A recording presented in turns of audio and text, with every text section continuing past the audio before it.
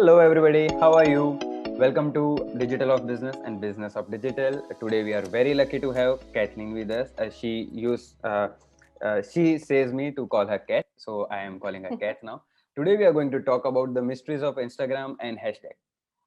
Luckily, we have Kath with us, and why I say lucky is because she comes from a background where she has done business development, sales, and those kind of things. In her early career, she was part of Google, and there she introduced Google Audio and helped launch that. And after that, she worked with three startups, and currently she is founder of Indie Social, where she has been helping TV and film properties to grow their social media presence. If I say which are the series or TV brands which she has worked with, she has worked with Law and Order, The Good Wife, and something which is very interesting is she has worked on the strategy of Jessica Jones also, which I think most of you would have heard or seen on Netflix. Welcome, Kathleen. Thanks a lot for Thank coming on board. you. Thank you for having me. It's nice to be here with everyone. Yeah. I'm in Minnesota, Minneapolis, Minnesota, stuck in quarantine, hence the hat, just so you know. Okay. I moved to Minneapolis after living in New York City for many years. So but it's nice to be with you via podcast. Thanks a lot. And I think moving to the state that you are in from New York is better currently. Oh, Do it's you feel lucky? yeah, we got really lucky. We really got lucky. Yeah, it's painful to hear what's happening in New York. I live in a beautiful house on a pond with wildlife. It's work a lot, and my clients are all over. So it's just been a pleasant experience not being in New York City right now. But yeah, my heart goes out to New York. I'll always love New York. Yeah, it's a beautiful place. Just the vibe there is great. If you are around, you always feel happy, and those kind of things are there. So Yes. that's very true for New York. Hope I think in next few months things would become good in all over the world, and Oh yes, with yes. vaccine coming in and people getting vaccinated, I think things might become much more better, or we might return to the older days where we could roam around without masks. Yes, I hope so. Yeah, I think masks might always stay, but we may not have to roam around the world without fear. true, That's what I hope. So, very true. So, how did that jump happen? That's, I think, the first question which I usually ask to everybody. So, what was the tipping point that, luckily for us on this podcast, we always had people who had a different background or started their journey very differently from where they are currently. So, what was your tipping point to join the social media uh, flow or the things which are happening currently? How did you get into this? so how did I end up in the world of social media? I from a very early age, I've always been sort of a creative type. I started in sales. I was successful in sales. I was unsuccessful in sales in a couple of instances. But I always loved writing and just working with designers. Whenever I, as a salesperson, had a marketing event, it was really the creating the collateral around the event that I always enjoyed the most. So I was working for a startup in New York City. It was a big, high profile startup. All of our competitors had been acquired by Oracle and Google, and we worked with big brands, Coca-Cola, Diageo, on the launch of their social media and managing the platforms, specifically on Facebook. I didn't do that work myself, but that was what our startup did. And I just thought, social media is such a good mix of event marketing, writing, visual, creative design, and just the brand voice. And so I took a freelance project working on an independent film. The film was called Boy Meets Girl. It ended up streaming on Netflix. It was very successful. And I did the whole thing from scratch. And I just fell in love with it, from setting up the Facebook page to the Twitter page to organizing interviews with the director. It was just such a perfect combination of my passions, which are indie films, anything indie I love, and writing and the storytelling. So I just fell in love with it. And that was about 5 years ago. In terms of, I mean, I just fell in love. So I've been doing it ever since, and I love it. Great. Talking a lot, so a bit more about the films. So, how is the scenario currently? Because due to lockdown, a lot of filming has not taken place, and a lot Yeah. of producers had to go directly on OTT platforms and those kind of things. So, just a quick take. What is your take on that, and how do Yeah, sure. So I'll just be totally honest. In the last year, every single one of my indie films got put on the shelf, every single one of them.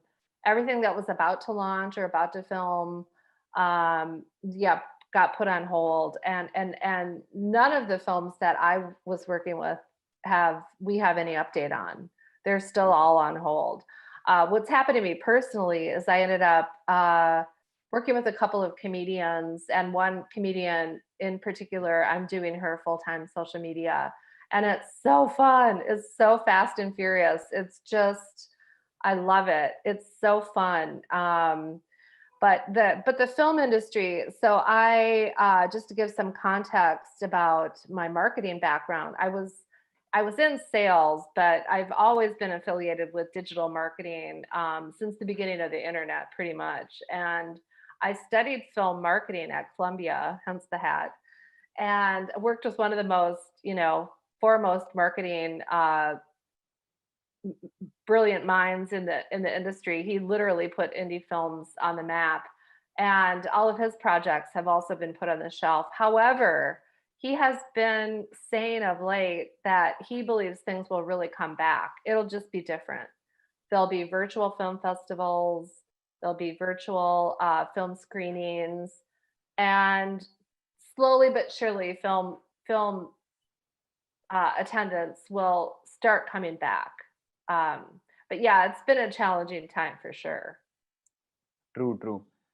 We hope people start seeing screens or movies on the big screen soon, and let us hope the movies are released there, because that is where I think most of the revenues come from for the movie people. Yes, opening weekend is a big, and in terms of indie films specifically, because I've never worked on a major blockbuster film, but indie films specifically have a very interesting marketing journey. They have small budgets. They're financed typically by individuals or small production entities. And the real push in the marketing plan is to get on the film festival circuit. So their whole business is dependent on The film film festival. audiences seeing their film at a film festival, and then the marketing plan gets really put together. But without the film festivals, discovery of new film is really challenging. However, I do think the virtual film festivals is an awesome idea and could actually end up becoming even more successful for Definitely. indie films. I think just I was going through podcast of one of our comedians in India, and just to go a bit derail from the topic Yeah, that we are going to talk about, but I yeah, think it is yeah, important. So what he said, like there are somebody as a comedian can do 5 shows in New York on every single working day, or maybe on weekend also he can do a show. But yeah, then if somebody wants to attend a show from Mississippi, he might visit there once 6 months or once a year. Okay, and then there can be different cities in Texas where he might not visit ever, but there yep, are fans from those cities who cannot travel to New York to visit, see his shows, which he is regularly doing, because suppose New York has that kind of crowd. So many people are there, yes, maybe in New York or maybe on the California side. You have so many people. So due to this pandemic, due to the online shows and those kind of things, so these kind of movies or these kind of comedians have got a newer audience, and now they are able to reach. yes, So maybe I think the shift on the indie film side will also be the same, where a lot of audience which was just not able to visit the film festivals in that way, with the virtual film festival, and people, if they're staying away, like you suppose you are not in New York, but a film festival happens in New York, so then yes, virtually you might be able to attend those things. So I think that is the positive part of the whole pandemic that has happened for yes, maybe this kind of absolutely. creators. Okay. Yep, great recap. So, coming to the topic of the mysteries of Instagram and Yes, hashtag, uh, what is your journey with Instagram? Because everybody has a journey with Instagram. Maybe they started in yes, 2012, 2013, 2014, whenever they yes. got on the platform first, and then they have some impression of Instagram. Like we say that when we got on Facebook, we as individuals just wanted to connect with our friends. We never thought that we would be connecting with our families also, ever. So I got on Facebook around 12 years back, and then I was just there to play Farmville. I was there for nothing else. And then slowly and gradually things moved. We got connected with friends, and then slowly things changed. So, what is your journey with Instagram? Because it is an interesting thing. I have to tell you, Instagram, of all of the social media platforms, is the most mysterious. It really is from a business standpoint.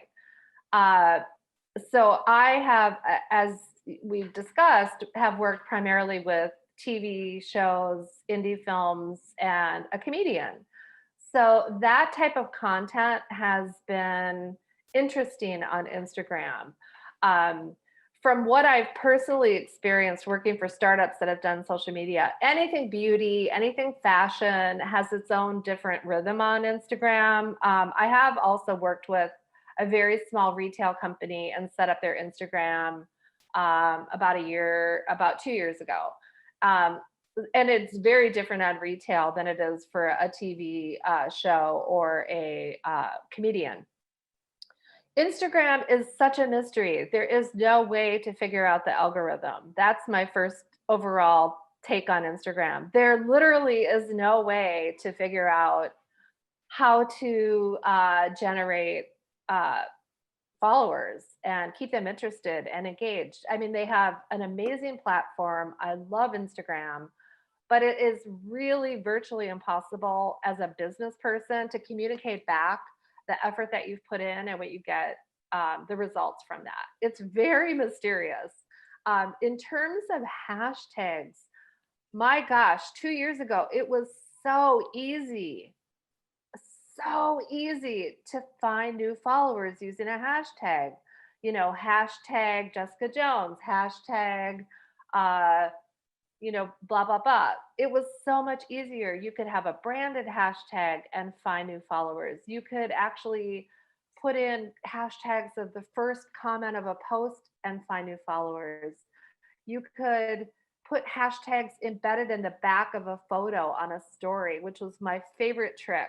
Yeah. Is you start to create a story and then you put a sticker or a photo over, and you could bury 40 hashtags that way, and you could literally see the view uptick. It was amazing. Right now, honestly, none of those tricks are working on Instagram from my point of view, from my type of clients. One client I have in particular has less than 10,000 followers, which maybe has something to do with why it's so challenging. And another client has over 10,000 followers. And I'm telling you, none of the tricks using or hashtags are working right now. True. Instagram recently revamped the platform. So they changed around some of the feature buttons. They also shut down hashtags due to the election in America. And from what I've seen, they have not turned up the Yeah. fire hose back to pick up hashtags. So, whatever brilliant hashtag strategy I used before for Instagram no longer works. Okay.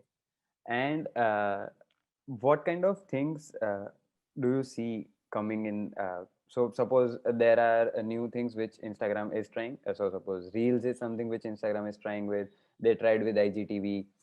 Currently, they are also trying to move stories here and there, or maybe stories come in the feed part also sometimes, and those kind of things. So, Yeah. what is your take on that? What is the current focus of Instagram as a platform? Because it is trying to be everything now. Yeah. So, I mean, I think what they're trying to do is what every social media platform that's stuck around has tried to do, which is, use features from other social media platforms that are well liked and popular, and sort of bring that and integrate that into their platform. I believe that Instagram is really a storytelling platform. It's an aspirational storytelling platform. it's connecting people, but it's connecting people around their passions. And what I tell my clients, and I believe it to be true, is every time Instagram comes out with a new feature, you should try it.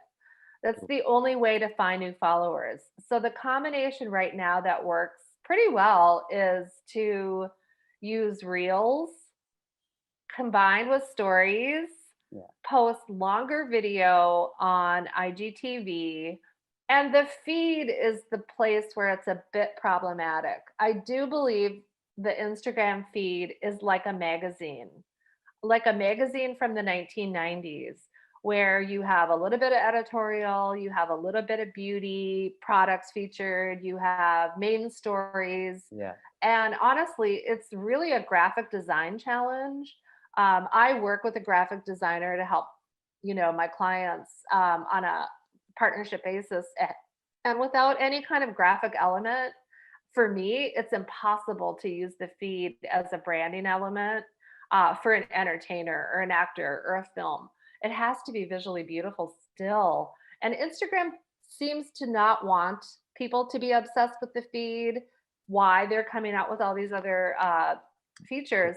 But at the end of the day, the feed is the portfolio of your product, and the rest of it is to drive, engagement. Engagement. Yeah. Uh, I think with feed also, initially it was just photos. So people used to have 3 grid pattern to a 9 grid pattern and those kind of things which were Yes. followed, a 12 grid or a 18 grid.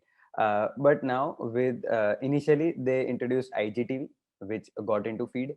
Then now you see reels also getting into feed, Yes. and sometimes you don't know what kind of picture is going to be there or how it is going to show and those kind of things.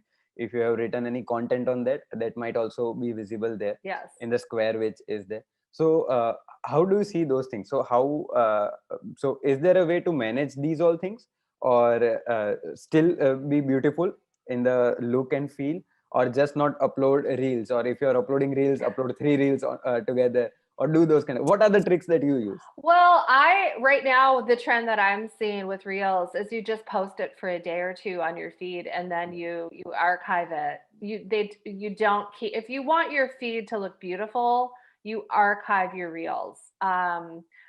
It's interesting because it's it depends on your goals. If your goals is to create a really engaging um Instagram presence, then maybe you'll just put up whatever. But if you're trying to communicate a certain kind of brand personality or a certain kind of brand profile, then you really have to look at your feed as whether or not it fits into the profile. For True. example, a comedian who includes Donald Trump in their reel, and then that's what lands on their feed, is not going Yeah. to look good. It's not going to True. communicate any kind of comedy. It's going to communicate probably something negative.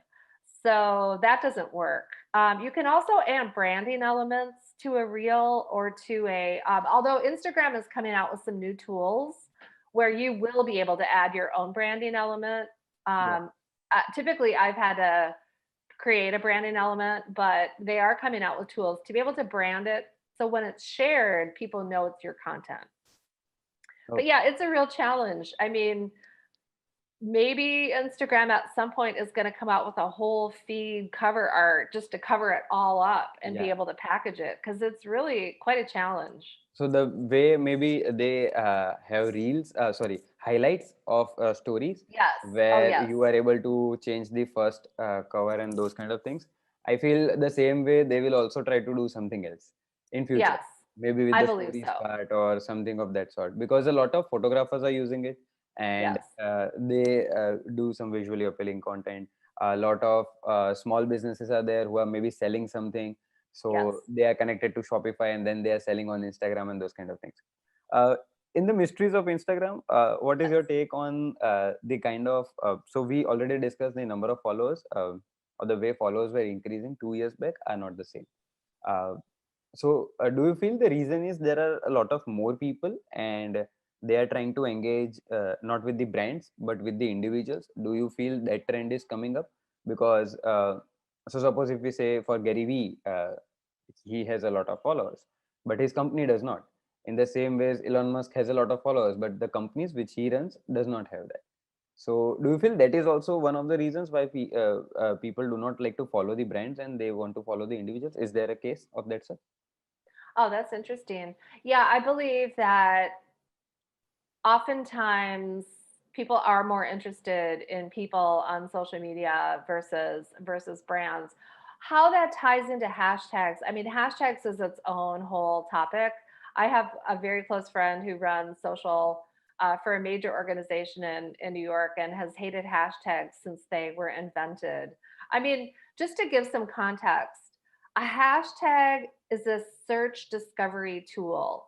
You type in a hashtag slash Coca-Cola on the search bar of Twitter or even Google or Facebook. It's not to be used as a branding element necessarily, or uh, an advertising element, or something funny. I think originally you read an article that I was quoted in, and my pet peeve on social media is people who make up their own hashtags as if they're being funny. It's not a funny tool, and it's not a good idea to do that.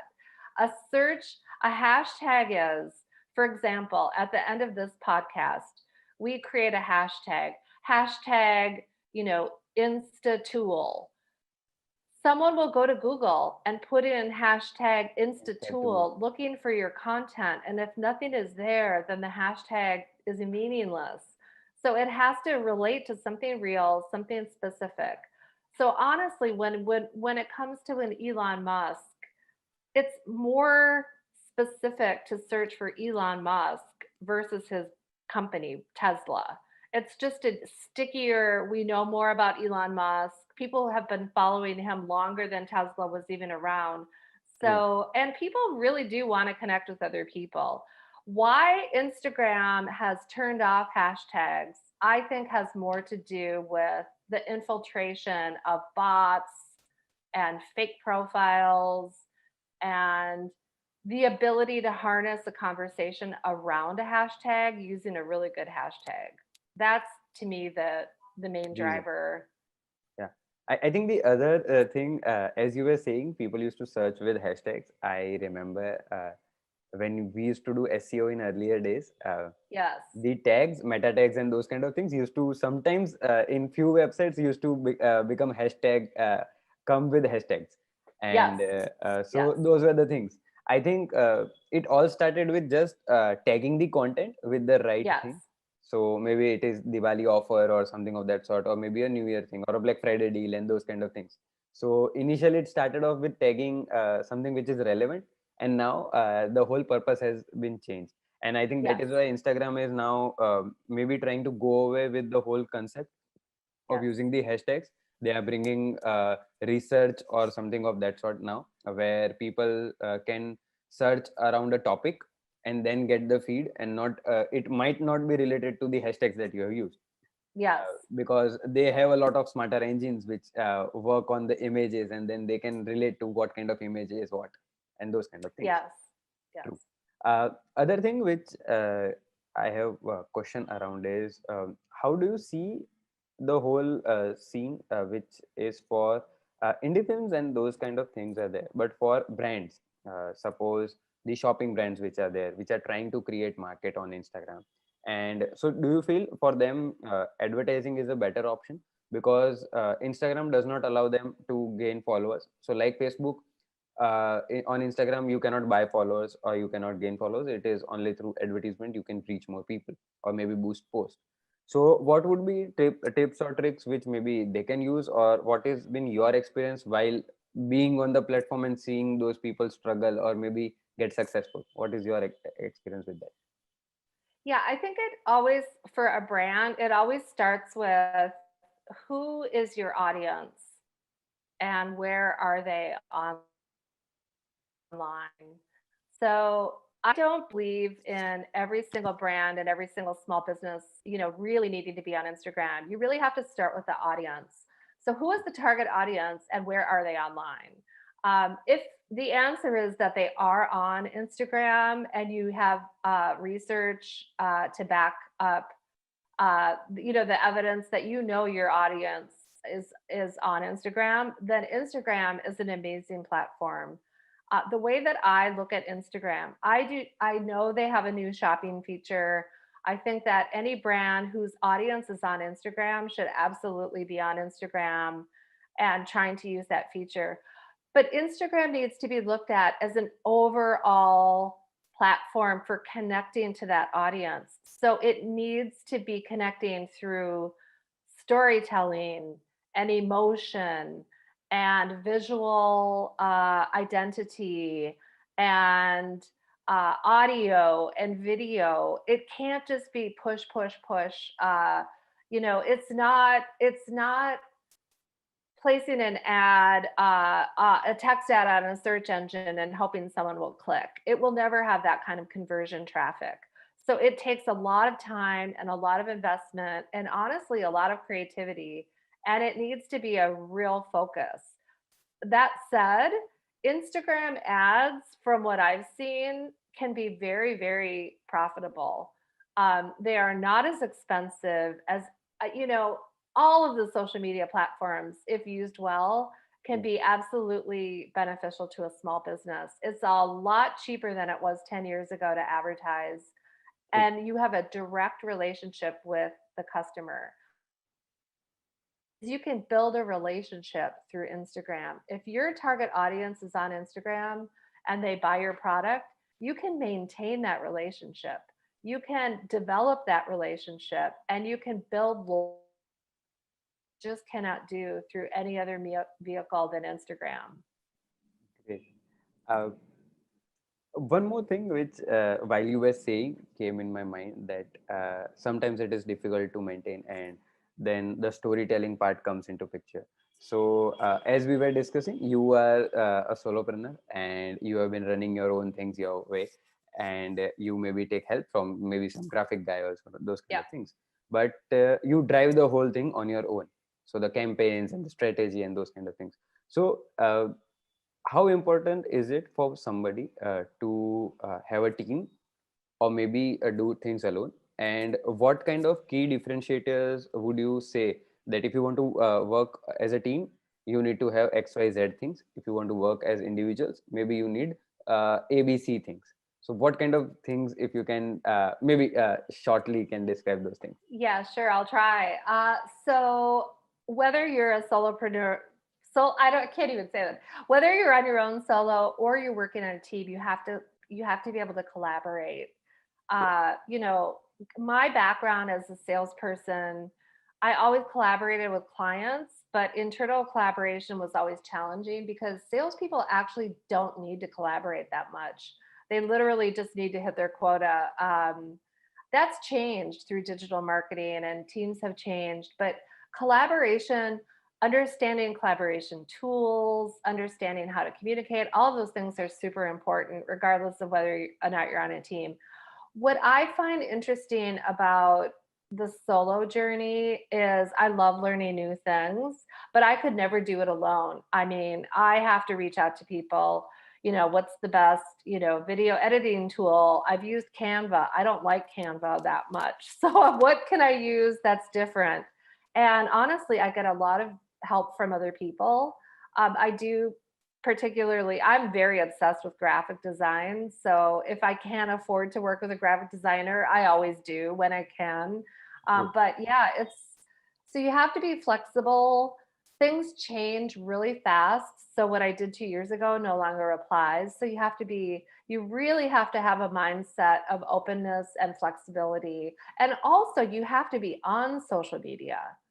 I should say, I literally have seen people that I know personally go to work for Twitter who are never on Twitter. Or I no, I can't say that for Instagram and Facebook, but I saw it with Twitter a long time Yeah. ago because I was in sales at Google and a lot of my former colleagues went to sales at Twitter, but they're never on Twitter. True. Um, so I think you really have to be on social media to be able to work in social media, and maintain a spirit of collaboration. Because at the end of the day, it really is people working with people, and also briefly with the tool set. when anything happens that comes out new, whether it's Twitter fleets or Instagram stories or Instagram reels, hop on it early on and test it. Okay. So you said a statement where something which was working 2 years ago is currently not working, and that goes with the mysteries of Instagram currently, because Yes. something which was working 2 years back, we run a page called Hungrito. For last 1.5 years, we have not grown in number of followers at all. It means that every month we get around 300 new followers and then 200 unfollows in that way. Yep. So we have reached the mark where we are at 58, 59,000, and we just play around those numbers. And every time we are just oscillating in that segment for a long time now. So the difficulty has increased. The kind of audience or the things that audience needs have also changed. So how do you see, or what are the things which people need to adapt? So suppose for reels, you might get a lot of views on reels, but then again, those people are not going to get converted into the followers at the first place. And again, you are not going to retarget them, or you won't be able to retarget them in any way. So for feed, it was different, but for reels, it is open platform. So how do you see those things? Yeah, it's a combination. So you have a reel, and then let's say the person discovers you through reels, and then they go to Yeah, your stories, and it's all business speak, and they don't connect to that. They're not going to follow you. There has to be true. a formula and a recipe for bringing in new people. I typically like to see it with fresh eyes. Find a handful of people that you would love to have as a follower and ask them for feedback. It's almost like a mini target focus group. That would be my best suggestion. There could be something that just no longer resonates, or the people that used to follow you on Instagram aren't on Instagram anymore. It's a living, breathing thing. But I do think that sometimes people, quality over quantity, people Yeah, try to share more to gain followers. That's not a very good recipe, in my opinion. I believe quality over quantity. Not everything has to be shared, and it needs to be shared through the matrix of, does this really represent our brand personality? Is this the type of person that we're targeting? What a, and lastly, to use hashtags. No one wants to see anything loaded up with hashtags anymore. It just doesn't work, and it just communicates desperation and old school marketing. So don't load up your feed with hashtags hoping to gain followers, please. here I think a lot of people of our age say this is so 2010, this is so 2012, or maybe Yes. those kind of things. So using hashtags to gain followers is so 2016 on Yes, Instagram now. absolutely. That's Yeah, absolutely. It's 2016 is over, and anything related to hashtags is probably over from what I've seen. Yep. true. uh, what is your take on the way carousels have come into picture? So a lot of Carousel, yes. carousel images, yeah. So a lot of people have started using it, and so what is your take on that? Well, carousels can be used in interesting ways. I personally don't like them for a brand, Yeah, or as a consumer of content on Instagram. I never look through carousels. So I do think some brands do them well, and apparently it really creates engagement metrics, especially for Instagram consulting firms. true. People who sell things that would typically rely on a white paper or an e-download, or that type of content. But frankly, I find them to be more relatable on a LinkedIn platform versus seeing, a five-page deck of of your information on Instagram. But from what I've seen and heard, they do work for True. some people. But I believe that they're changing too. I think that old school metrics of attracting engagement using carousels has changed in the last year also. I think it's a lot more challenging. Yeah. So the stickiness on the carousel has also decreased.